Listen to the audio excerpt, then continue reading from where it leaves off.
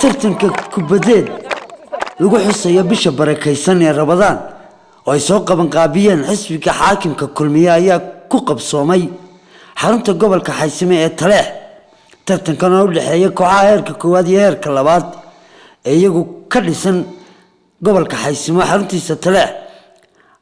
ayaa markii uu soo dhamaaday waxa ku wareejiyay kooxdii qaaday koobkaasi gudoomiyaha gobolka Xaysime ciyaaruhu waa isdhexgalka iyo isbarashada dhalinyarada waxay ka dhacaan meel nabadgelyo ah dhalinyarada waxay u tahay mustaqbal wanaagsan waxay iskaga daayaan mukhaadaraadka sida qaadka iyo waxa la midka waxay ka xanibtaa tahriibta waxay ku mashquulaan inay ka soo baxaan ciyaaraha ka socda dalkooda waxa u muuqda amal iyo rajo wanaagsan oo caalamka ay kaga qayb galaan koobkanna waxa la yiraahdaa magaciisa waxa la yiraahdaa Samawade waa koobka ugu horeeyay ee muddadan lagu bixiyo degmada Taleex waxaana ka dhaqan galiyay oo maal galiyay xisbiga kulmiye waxaan aad u bogaadinayaa gudoomiyaha xisbiga gobolka xubnaha kale ee gobolka xisbiga dhalinyarada gobolka haweenka iyo mujtamaca gobolka oo runtii si wacan oo qurux badan u soo dhigay muddadii ciyaartan ay socotay kuna soo gabagabeeyay guushan galabta halka ka dhacday ee uu hormuudka ka yahay koobkii inay ku hantiyeen kooxda olol iminkana waxaan guddoonsiinayaa koobkii kabtanka kooxda la yiraahdo magaciisa Jaamac Cabdilaahi Nuur Jaamac Guddoon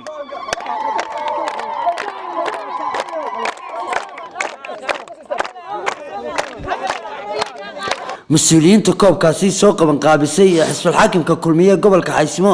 ayaa caasimad casho sharaf u sameeyay kooxdii koobkaasi qaaday iyo waliba dhalinyartii ka qayb qaadatay koobkaasi Ramadaanta ee bisha barakaysan ee Ramadaan waxaana dhalinyartaas soo xaadirtay ee kulankaasi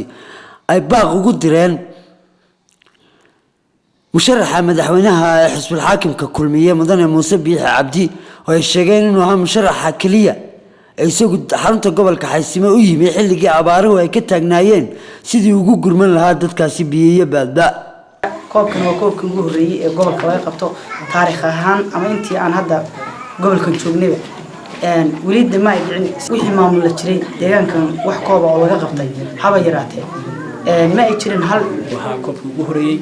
si wanaagsan oo qurux badan oo nabad iyo firfircoon ku jirtana ugu soo gabagabay gobolka Xaysime gaar ahaan degmada Taleex in la kaabo oo loo dhiso garoonkii kubadda cagta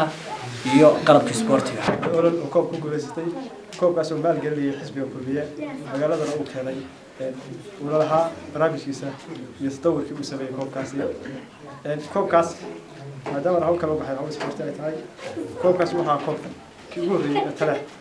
ay qabto ay kubadda Soomaaliland cid ka socota